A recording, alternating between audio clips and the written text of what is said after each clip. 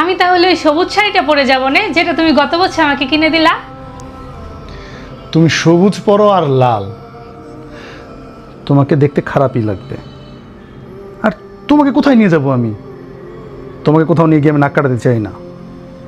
দেখছো তোমার চেহারা কি হাল করছো? তোমার কোথাও নিতে গেলে না আমার লজ্জা লাগে।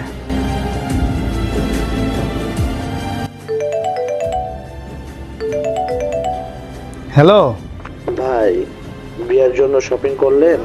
আরে তোমার বিয়ার যেমন মিয়া এর লেগে তো শপিং করছি। বাহ, তো ভাবির জন্য কি কি শপিং করলেন? তোমার ভাবি যাইবো না, তোমার ভাবি শরীর খারাপ। ভাবির শরীর খারাপ হলে আপনি কিভাবে আসবেন? থাক, বাদ দেন বিয়ে। আরে তোমার বিয়ার আমি আসবো না? তোমার ভাবির শরীর খারাপ তো কি হয়েছে? আমি তোমার ভাই না, আমি আসবো। কিন্তু আমি তো বিয়েতে যাব, তুমি ভাইয়াকে না করলা কেন? বললা আমার শরীর খারাপ। তোমাকে আমি নিয়ে যাবো না, এটা বোঝো না? বলতেছি না কোথাও তোমাকে নিয়ে গেলে আমার লজ্জা লাগে। লজ্জা লাগে? তাহলে আমার বিয়ে করছিলা কেন?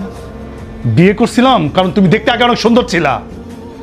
বিয়ের 1-2 বছর পর্যন্ত সব ঠিক ছিল, তারপর কি হাল করছো? নিজের যত্ন নেওয়া ছেড়ে দিছো। তুমি জানো, যখন কেউ একটা নতুন বাসা কিনে না, সেই বাসাটা কতদিন নতুন থাকবে, চকচকে থাকবে, সুন্দর থাকবে, সেটা নির্ভর করে ওই বাড়ির মালিকের উপর। সে যদি ঠিক মতো বাসাটার যত্ন না নেয়, তাহলে সেই বাসায় মাকড়সার জাল হয়, নোংরা হয়, দেয়ালের রং ফিকে হয়ে যায়, বাসাটা খুব তাড়াতাড়ি পুরনো হয়ে যায়।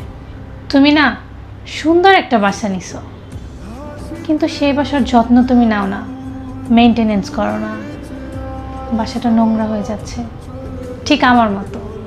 তোর বাপকে আমার কোটি টাকা দিয়ে গেছে তোমার যত্ন নেওয়ার জন্য, তোমার মেনটেন্স করার জন্য। খালি বড় বড় গল্প। আমার বাবা কোটি টাকা দিলেও আমি ঠিক এরকমই থাকতাম।